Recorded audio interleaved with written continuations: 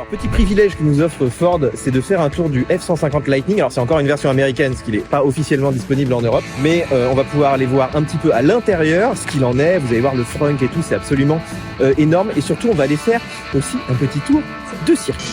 Vous voyez cette énorme calandre de ce F-150 qui fait quand même 3 tonnes. On a des jantes mais pas trop grosses, faut quand même évidemment amortir un petit peu les chocs. Je vous rappelle que c'est un utilitaire, ils appellent ça un truck aux États-Unis. Vous voyez cette énorme benne donc qui peut supporter 1 tonne. Et vous voyez, moi je fais 1m70, vous voyez un petit peu le monstre ici, c'est extrêmement haut, bien plus haut ici que tous les utilitaires Ford qu'on a nous en Europe. Alors vous voyez que Ford a vraiment tout prévu, regardez ici il y a même des petits points d'ancrage là pour des étaux ou pour accrocher des outils. Et regardez ici dans la benne, on a même des prises haute puissance pour aller et venir brancher des outils. Donc vous voyez qu'on a 4 prises un peu standard et une prise 7 kW, donc là pour aller par exemple brancher une voiture électrique ou des outils très puissants. Bon Raphaël, tu montes un peu là, allez. Ça va être redescendu. Donc en plus, t'as mangé quoi? Parce que je crois qu'elle supporte 1 tonne à peu près. Vous voyez cette belle calandre pleine, avec bien sûr des feux à matrice de LED. Et la petite trappe de charge, bon là c'est le modèle américain, mais évidemment on aura peut-être notre version européenne, avec le petit bouton pour déverrouiller, très pratique. Et puis vous voyez des petits indicateurs lumineux. Non mais regardez-moi ce frunk les amis. Voilà. Je crois qu'il fait 400 litres. Alors regardez, on a aussi un petit sous-coffre, donc ça c'est pratique pour mettre le chargeur. Et puis comme dans la benne, on a des prises électriques. Alors ici il y en a un petit peu moins, il y en a 4 plus, regardez, des prises USB. Mais on est encore à 2 kW, donc vraiment très pratique pour brancher des outils. Allez. Je fais exactement 400 litres les amis. J'avoue que je pensais pas rentrer une fois dans ma vie dans un frunk de voiture électrique. Et comme dans toute bonne voiture américaine, il y a toujours un bouton pour sortir. Voilà, parce que si on est au milieu du désert et que on veut nous planter là, écoute, c'est une bonne expérience quand même. Je resterai pas très longtemps quand même. Alors je m'installe les amis. Il faut quand même bien s'installer parce que c'est haut. Ils appellent ça un camion aux États-Unis. Ah oui, t'as un vrai levier de vitesse là. Donc là, tu as un petit bouton qui permet au levier de vitesse de se rétracter, tout simplement, parce que là, une table qui peut s'installer. Tu poses ton ordinateur, ton plateau repas. Je rêve de ça moi, Voilà. pour pouvoir bosser pendant que tu charges. On voit les portes gobelets à l'américaine, c'est pas pour des petits verres de coca. Il faut avoir ton bon café. Et tu en as encore 2 là. Et là, tu en as 2 ici. Et là, on a une super boîte de rangement. On va ranger la maison. Faut qu'on range la maison. Voilà. Grand emplacement pour le rangement. Et c'est pas fini parce que on a également ici la possibilité d'avoir le rangement avec le charging pour Alors il y a pour ton téléphone. voilà, un rangement sans fil, 2 prises USB pour les 2 connectiques, c'est plutôt pas mal. Et ensuite, aujourd'hui, d'autres prises. En fait, il y a des prises Niveau, partout dans cette voiture. Il y en a devant, derrière, à l'intérieur de la voiture. Et en plus, je vous mettrai les puissances en dessous. Mais on a beaucoup de puissance pour brancher des perceuses. C'est un utilitaire. Il faut pouvoir brancher des outils. Et de pouvoir également prendre l'énergie, mais redonner l'énergie. Donc, au niveau de toute l'applicatif Sync, donc on reprend l'applicatif Sync 4. Donc ça, c'est le même système qu'on a dans la Mustang Mach-E, avec un grand écran vertical. Le petit bouton ici qui sort pour le volume, très pratique au volant. Et donc la possibilité de pouvoir choisir ses modes de conduite, normal, sport, là on s'est amusé sur le sport au niveau du track, la partie off-road, bien sûr la notion de pouvoir tracter, et en fonction des différents modes, tu as la possibilité d'activer ton one pédale, ton différentiel. Autre chose, c'est toute la notion de caméra, donc tu as une notion de caméra 360. Donc très pratique sur un engin comme ça, parce que là on est presque sur du 6 mètres. Il est grand, il est large, il est long, différent de ce dont on a l'habitude en effet sur le marché européen. Donc avoir les caméras sur la notion de 360, c'est extrêmement aidant lorsque tu cherches à te garer, ou pareil lorsque tu vas faire du franchissement. Alors on n'a pas fait de franchissement là, mais c'est intéressant. On a quand même une bonne visibilité, je trouve, dans le rétro là, on voit assez bien quand même derrière.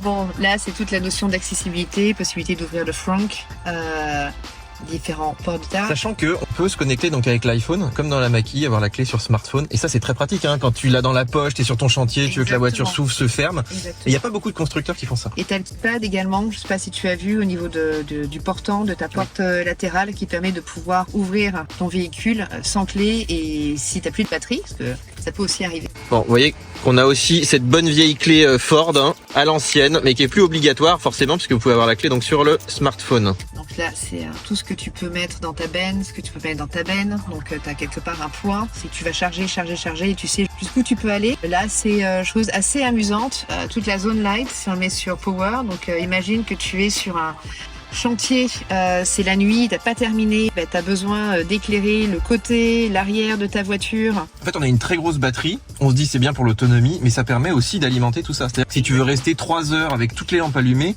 tu peux et tu pourras repartir quand même après. Toute la notion de Power on Board, donc là, qui va te permettre de savoir où est ton énergie, comment elle est dépensée, à quel moment. Oui, voir si tu pourras plus repartir justement. Et également, tout ce qui est la possibilité de pouvoir redonner de l'énergie. C'est que ta voiture a de l'énergie, tu arrives chez toi, il te reste suffisamment de batterie pour pouvoir retourner au travail ou sur ton lieu X le lendemain. Et tu peux redonner de l'énergie éventuellement à ton logement. Le véhicule to grid, c'est vraiment la possibilité d'utiliser ta batterie pour ta maison et pour aussi profiter des heures creuses. Enfin, il y a tout un tas de choses qui vont se mettre en place bientôt. Et alors, t'as vu, on a vraiment tous les équipements standards, volant chauffant, clim, siège chauffant. C'est le grand confort. J'aime bien. Tu vois, t'es au volant, t'as pas besoin de... On a encore un petit bouton, faut encore allumer et éteindre. Son Ford 150. Et la boîte à gants, Pardon.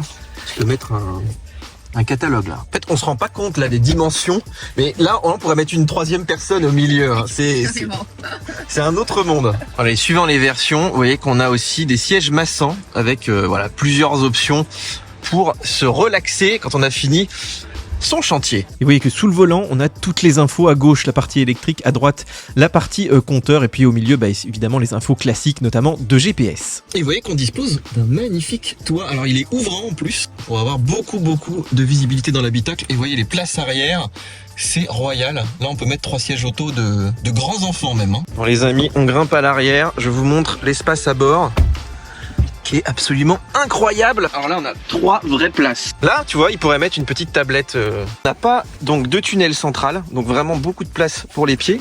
On voit qu'on a tous les petits ports USB, encore des prises électriques, vraiment. En fait, on peut brancher des cafetières partout dans cette voiture. Tu peux prendre des cafetières et t'as des portes gobelets devant, sur les côtés, sur les bas des portes. Je l'ouvre là, je sais pas si tu vois bien, mais en l'occurrence, t'as des espaces de rangement, c'est juste incroyable. Et une chose dont on n'a pas parlé, c'est le son, avec la notion de piano.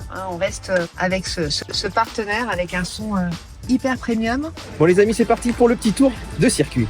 Bon les amis, c'est parti. Alors il faut quand même des grandes paluches, nos gabarits européens, nous. J'ai vraiment l'impression de conduire un 38 tonnes, mais ça se conduit vraiment très bien. Alors forcément, il y a un petit peu de roulis, puis vous avez vu aussi la taille des jantes.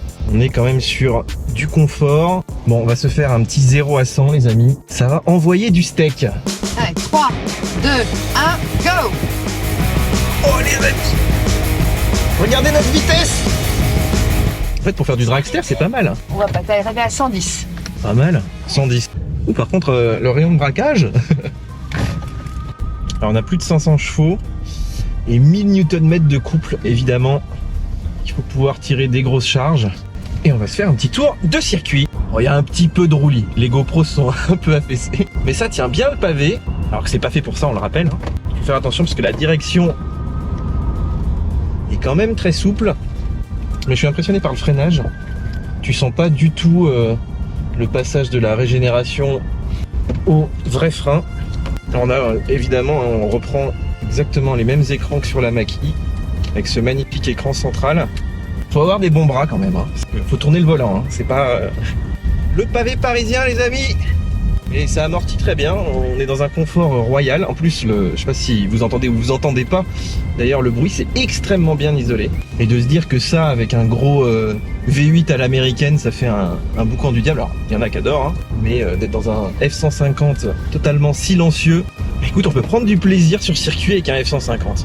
Alors bien sûr, on est dans une version aussi 4 roues motrices. Et alors les petits déjeuners belges, on mange pas que des croissants ici. C'est vrai que le volant est massif, c'est utilitaire encore une fois. Mais c'est vrai que sur circuit, ça fait les bras du coup. Alors tu vois, les sièges, je les trouve très confortables. Mais ils ont un bon maintien. T'as vraiment beaucoup de réglages. Mais c'est vrai que t'es bien maintenu ici, là, au niveau des lombaires. Et voilà les amis, pour ce petit tour de circuit, première prise en main de ce F-150. Et je dois dire que je suis quand même bluffé par la puissance. C'est assez incroyable. Raphaël, tu m'as dit que je me traînais. T'étais derrière, tu poussais et t'as même conduit à une main. Voilà, pour filmer, tellement on n'allait pas vite. Ce que je ne fais jamais sur la route, bien sûr. Voilà, bien sûr. Proposé entre 50 et 100 000 $ aux États-Unis, ce F-150 électrique pourrait pour une fois débarquer en Europe. En tout cas, moi je dis pas non, même si Ford ne confirme pas encore la nouvelle. Allez, croisons les doigts. Voilà, j'espère que vous avez aimé ce reportage. Si c'est le cas, mettez des petits likes, abonnez-vous à la chaîne. Et puis nous, on se retrouve très bientôt au fond du désert.